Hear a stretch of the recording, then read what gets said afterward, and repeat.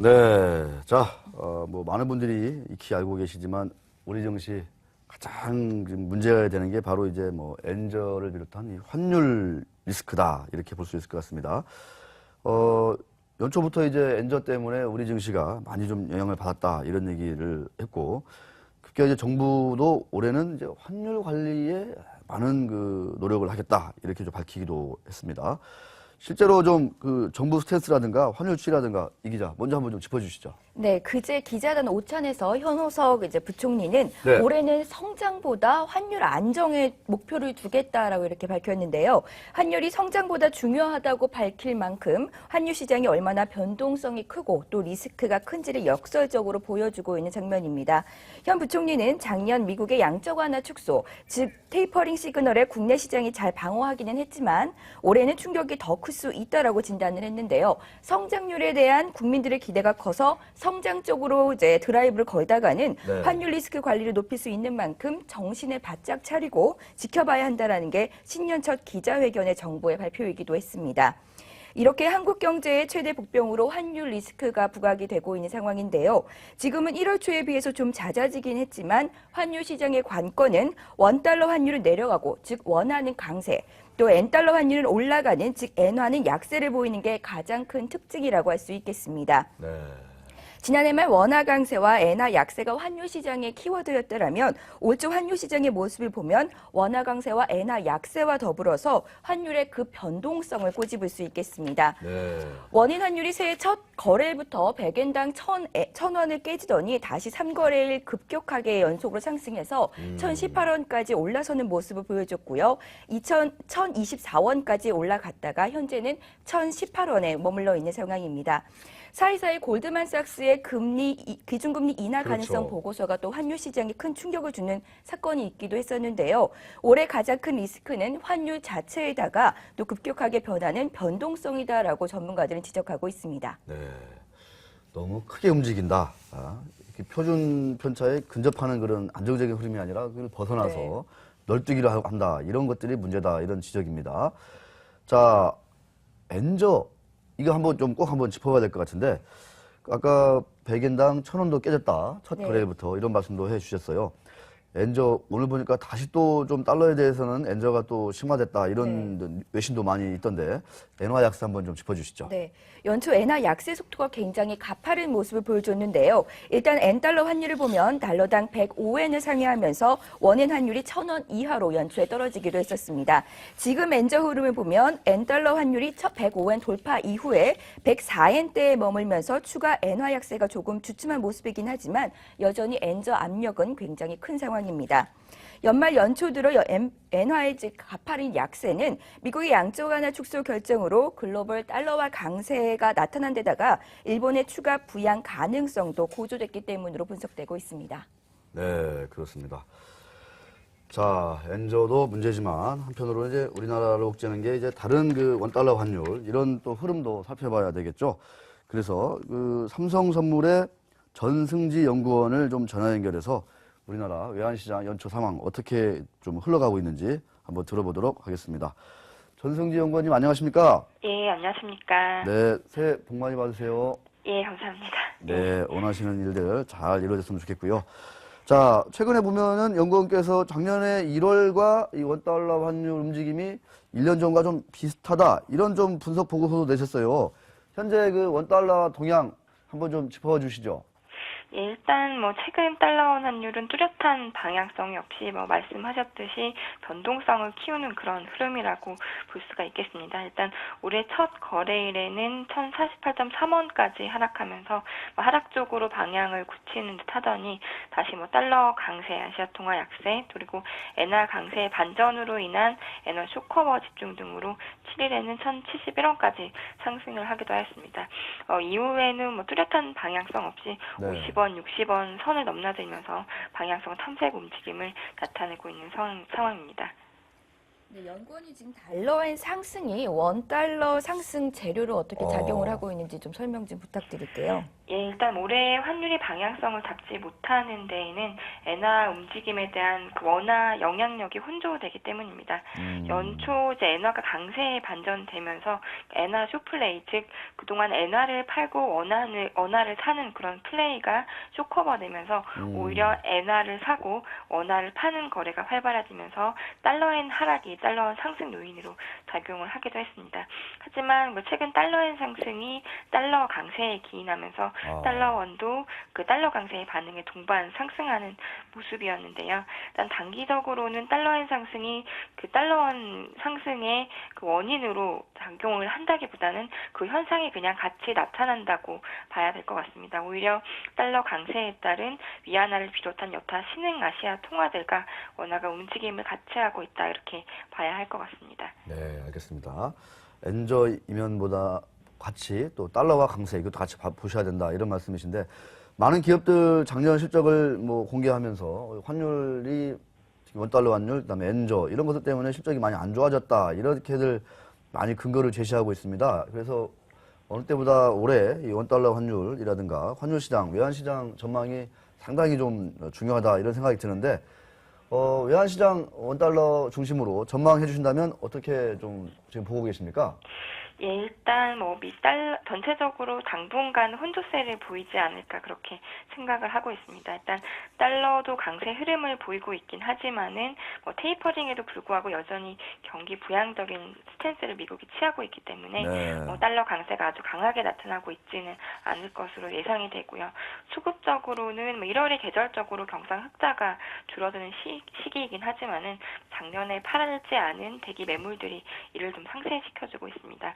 또 하단에서는 당국의 강한 개입 경계가 지지력을 제공을 하고 있는 상황이고요. 그래서 향후 방향성은 외국인 주식 동향이 관건이라고 생각이 되는데 하지만 뭐 증시 외국인도 아직 한국 증시에 대해서는 혼조되는 움직임을 나타내고 있기 때문에 이들의 방향성을 확인을 하고 가야 될 것 같습니다. 그래서 당분간 혼조세를 보이면서 FOMC, 이번 달만 있을 FOMC 부근까지는 1,050원 지지력 유지하면서 혼조세를 보이는 움직임을 예상하고 있습니다. 네. 저 개인적으로 아베 정부는 올해도 대대적인 그 양적 완화 이런 거에 나설 수 있다 이렇게 좀 얘기를 하고 있는데 이 영향은 어떻게 좀 그 우리한테 좀 미치게 될까요? 이것도 상당히 좀 고민을 많이 하시던데요. 예, 일단 뭐 달러의 환율은 저희는 한 110엔 정도 선까지 상승 110엔. 가능하다고 이제 전망을 하고 있고요. 네. 사실 엔원 환율이 작년 같은 기간에 비하면은 거의 200원 정도 낮아진 상황이기 때문에 부담이 아예 없다 이렇게 볼 수는 없을 것 같습니다. 이제 그럼에도 불구하고 이제 여건을 보자면은 우리 기업 제품의 경쟁력이 2000년대 중반 이후 의미 있게 향상이 됐고요. 그러한 가운데 이미 신흥 시장 중심으로 시장 지배력을 상당히 키워둔 상황입니다. 또한 2000년대 후반부터 그 대기업 중심의 해외 공장 이전 움직임이 활발하게 진행이 되고 있는데 이로 인해서 과거에 비해 수출에 미치는 환율의 영향력이 상당히 약화되어 있는 상황입니다. 또 환율이 여전히 원화 같은 경우는 저평가 국면에 있는 만큼 아직은 뭐 참을 만한 레벨이고 또 급격한 뭐 수출 악화 뭐 그런 것을 그 우려하기는 아직 시기상조라고 생각을 하고 있습니다. 네, 알겠습니다. 자, 오늘 말씀 고맙습니다. 예, 감사합니다. 네, 삼성선물의 전승지 연구원이셨습니다. 자, 환율 시장 이 기자, 뭐 엔저까지 우리가 짚어봤는데, 자, 올해도 이 아베노믹스는 막강한 좀 위력을 떨칠 것으로 보입니까? 아니면은 좀 한번 어쩌나 봤더니 좀 별로더라 이런 좀 평가도 일부 나오고 있다고 하는데, 우리 이혜리 기자 어떻게 좀 정리를 할 수 있을까요? 네, 지난 1년 동안 아베 정부가 막대한 통화량을 풀면서 경기 네. 부양 기조로 이어왔었는데요. 일단 지난해 하반기부터 아베노믹스의 효과가 좀 가시화되는 것처럼 보여지고 있습니다. 일단 하반기부터 일본의 산업 생산이 늘고 있고요. 또 수출이 개선되는 등 아베노믹스의 긍정적인 효과가 나오고 있는 것은 분명합니다.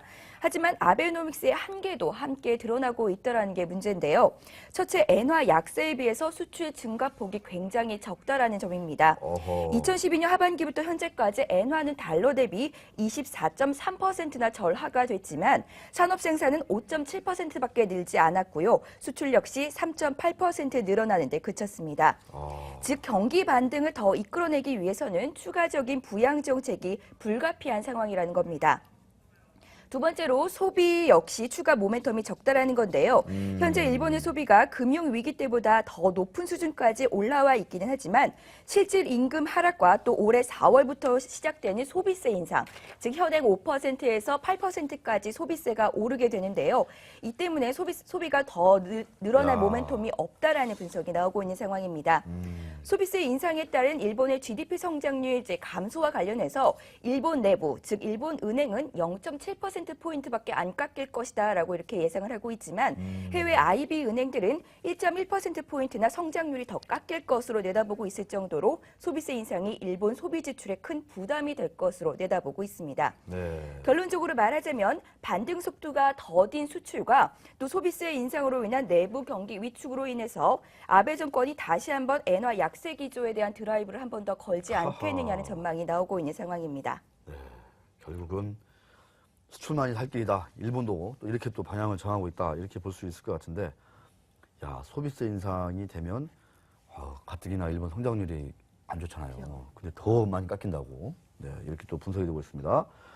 1.1%포인트나 성장률이 더 깎일 거다. 이렇게 해외 IB들이 전망을 하고 있다. 이런 말씀입니다. 이번 주인가요? 지난주인가 이규찬 기자가 나와가지고, 소니 있잖아, 소니. 네. 지금은 뭐 존재감이 크지 않지만 옛날에는 사실은 소니 하면은 뭐 글로벌 이 IT 제품들 최강자였잖아요. 네. 여기가 올해 목표하기를 스마트폰 넘버 3가 되겠다.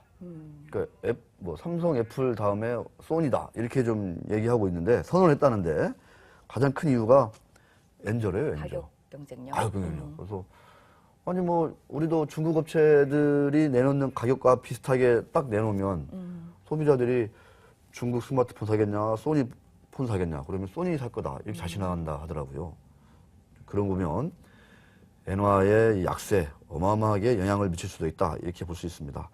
2012년 하반기부터 현재까지 엔화가 무려 달러에 대해서 24.3%. 예. 엄청나게 많이 네. 진짜 싸졌군요. 절하가 됐습니다. 자, 아까 전승정구는 110엔 정도까지 네. 이제 본다 이렇게 얘기를 했습니다. 자, 우리 이혜리 기자도 좀 조사를 해주신 것 같은데 엔화 가치의 어떤 변동폭 어느 정도 수준으로 좀 전망이 되고 있나요? 네, 언제까지 이제 엔저 추세가 갈 것인가, 그러니까요. 또 어디까지 갈 것인가가 관건인데요. 최근 엔달러 환율이 105엔까지 갔다가 104엔으로 조금 내려왔고요. 또 104엔대의 박스권이 지속되면서 추가적인 엔화 약세는 일단 제동이 걸린 게 아니냐라는 게 전문가들의 지적입니다. 블룸버그 기준으로 올해 전체로 봤을 때 엔달러 환율은 110엔까지 상승할 것으로 시장 컨센서스가 아하. 형성되고 있습니다. 하지만 국내 증권사 연구원들의 전망은 105엔에서 최고 108엔대 중심으로 등락이 반복될 것으로 보고 있고요. 그 이유로는 일본 내부 경제 상황을 뽑고 있습니다. 일단 지난 화요일에 일본 증시가 3% 급락한 원인이 경상수지 적자가 확대됐다는 점인데요. 엔화 약세에도 불구하고 수출 증가보다는 수입이 늘면서 엔저가 오히려 독이 되고 있다라는 내부 목소리가 나오고 있는 상황이고요. 또 화폐를 마구 풀면서 인플레이션이 즉 소비자 물가 상승률이 1.5%까지 올라오기는 했지만 네. 실질 임금은 오히려 하락을 하면서 내수 구매력이 더 위축된다는 내부의 원성 또한 자자한 상황입니다. 네. 따라서 아베 정부가 적극적인 엔화 약세를 추가로 집행하기에는 부담이 많다라는 게 국내 증권사 전문가들의 시각이고요. 차차 엔저 리스크가 무뎌지면서 국내 증시의 디커플링의 가장 큰 요인이었던 엔저 스트레스가 조금 진화가 될 수 아하. 있다라는 전망이 나오고 있습니다. 네, 그렇습니다. 엔화 약세를 계속 막 고강도로 이렇게 쭉 밀어붙이기에는 여기저기서 이제 반발이 심하다. 네. 이런 얘기가 있습니다.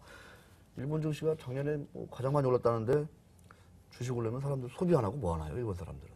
보니까는 뭐 펀드도 이제 월지급식으로 이렇게 엄청나게 많이 팔리고 있고 이제 또 이제 해외 투자를 또 많이 하다 보니까 해외 투자. 네. 아직은 그게 구매력 증가, 그죠. 소비력 증가로는 직결되지 않는 상황이다. 이렇게 볼 수 있습니다.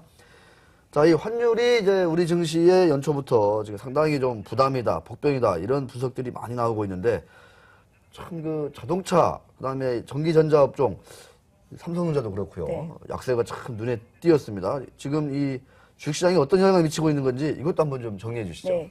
현대차의 주가가 지난 10월 26만 9천 원 고점을 찍은 이후에 지금은 23만 3천 원 정도로 13% 정도 하락해 있는 상황입니다. 야. 여러 가지 악재가 주가에 부정적인 영향을 끼쳤지만 시장에서는 그중에서도 엔저가 가장 치명적이었다라고 평가를 하고 있습니다.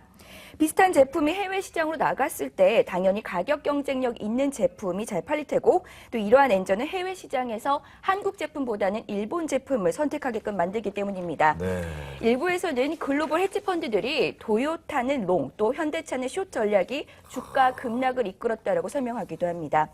하지만 정말 엔저 때문만에 그런 거냐라고 예. 물었을 때 우리는 지난 2005년 엔저 상황을 되짚어 볼 수 있습니다. 네. 당시 2005년에는 원엔 환율이 900원대로 지금보다 더 심각한 엔저 상황이었는데요. 네. 전체적으로 봤을 때 엔저 메리트로 한국과 일본의 수출 물량 차이가 줄고 있는 모습을 볼 수 있습니다. 즉 일본이 수혜를 입고 있다는 건데요. 그러니까요. 하지만 2005년과 지금의 현대차의 주가 반응은 180도 다른 상황입니다. 야. 원엔 환율이 900원대로 엔저가 더 심했을 때 오히려 현대차의 주가는 253% 상승한 반면에 도요타 주가는 26% 상승에 그쳤습니다. 즉 오히려 엔저가 더 심했을 때 현대차의 주가의 성적이 월등히 좋았다라는 것을 알 수 있는데요. 따라서 전문가들은 현재 현대차의 부진이 엔저 영향도 있겠지만은 실적 차이가 가장 큰 원인이다라고 지적을 하고 있습니다. 네. 도요타가 2012년과 또 작년에 순이익이 100% 이상 가까이 이제 증가한 사이에 현대차는 신차 사이클이 종료가 되고 또 성장 모멘텀이 약화가 되면서 9% 순이익 증가에 그쳤기 때문입니다. 카하. 따라서 현대차의 주가가 최근에 약진을 보이는 것은 실적과 성장 모멘텀 약화가 가장 큰 요인이고 또 엔저 리스크가 영향을 미치기는 했지만 유일무이한 핵심 변수는 아니다라고 분석을 하고 있습니다. 그렇습니다. 조금 전에 그 마지막으로 나왔던 그림을 우리가 다시 한번 되짚어볼 필요가 있어요. 엔저 당시 도요타와 현대차 이 상대 주가 이 그림을 잘 보셔야 됩니다. 그림을 보기에 앞서서 저렇게 그 어려운 CG를 의뢰해 주신 우리 이혜리 기자, 그다음에 그 어렵게 의뢰받은 그런 그림을 저렇게 잘 이렇게 화면에 올려주시는 우리 김규로 팀장님 이하 CG팀 임직원들 분들께 심심한 감사를 드립니다. 올 들어 벌써 두 번째 심심한 감사를 드리고 있습니다. 자, 1국면. 이게 2000 이제 그 엔저가 되게 심했을 때. 네, 그렇습니다. 2국면. 저렇게 차이가 난다는 거죠. 그죠. 토요타 대비 현대차 상대 주가 좌측을 보면 현대차 주가가 많이 지금 약세를 보이고 있다. 이런 거를 2국면에서 알 수 있는 거죠. 그래서 엔저가 그렇게까지 핵심 변수는 아니다라는 그 그래프의 내용이죠. 알겠습니다. 저 1국면과 2국면. 그러니까 1국면 때는 현대차 실적이 좋아졌어요, 그때. 그죠. 글로벌하게 확 하면서. 그리고 뭐 이제 도요타가 뭐 리콜 사태도 좀 있고 안 좋았죠. 내부 상황이 좋지가 않았었죠. 근데 지금은 도요타가 다시 또 판매량이 세계 1위를 또 네. 다시 또 회복했더라고요. 예, 그런 어떤 그 본업에 있어서의 매출이라든가 실적 이런 것들이 네, 그죠. 중요할 수 있다. 네, 더 중요하다. 이렇게 우리 이혜리 기자가 깔끔하게 정리를 해주셨습니다. 자, 마지막으로 한번 이 엔저라든가 이 외환시장을 잠깐 정리를 해보면 그래도 좀 올해 내내 이 환율시장 좀 부담이 되는 거 아니냐 이런 우려를 떨칠 수가 없습니다. 이혜리 기자 좀 끝으로 짧게 좀 정리해 주시죠. 네, 이제 엔저가 부담스러운 건 당연히 맞습니다. 이제 최근 하지만 주의과 추이를 조금 보면요. 수출 품목이 주로 어디 지역에 팔리느냐, 중국에 집중이 된 거냐, 아니면 미국에 집중이 된 거냐의 제품에 따라서 다른 모습을 보여주고 있습니다. IT와 자동차 같은 경우에는 미국 수출이 높아서 외국인의 매도 공세가 조금 나타났고요. 오히려 중국 수출 비중이 높은 업종은 같은 수출 업종이라도 엔화 약세 영향이 제한적이었다라는 점을 볼 수 있습니다. 네. 중국에서 일본 제품에 경쟁하는 경우는 굉장히 적은데요. 정치적인 이유로 일본의 대중국 수출이 계속 줄고 있기 때문입니다. 즉 같은 수출 업종이더라도 미국 즉 일본과 경쟁해야 하는 지역에 수출되는 기업이냐 아니면 수출이 중국에 좀 집중되는 기업이냐에 따라서 주가 추이가 갈리는 모습을 보여주고 있습니다. 단기적으로 볼 때는 미국 등 서구 수출 시장에서 좀 일본과 경합도가 높은 IT나 자동차, LCD 같은 업종은 좀 제한적인 변동성이 예상이 되고 있는 상황이고요. 네. 반대로 수혜나 또 안심이 되는 예상이 내둔 업종은 항공과 유틸리티 업종으로 분석이 되고 있습니다. 야, 일본 업체들하고 어느 지역에서 경합을 네, 하냐 그죠. 이것도 같이 좀 꼼꼼히 따져봐야 된다 이런 얘기입니다. 일본의 대중국 수출이 계속 줄고 있군요. 네. 이게 우리한테는 또 상당한 기회가 될 수 있겠다 이런 생각도 듭니다. 이혜리 기자, 올해도 건강관리 잘 챙기시고 또 좋은 기사 쓰려면 건강이 중요하거든요. 네. 네, 오늘 수고하셨습니다. 예. 고맙습니다.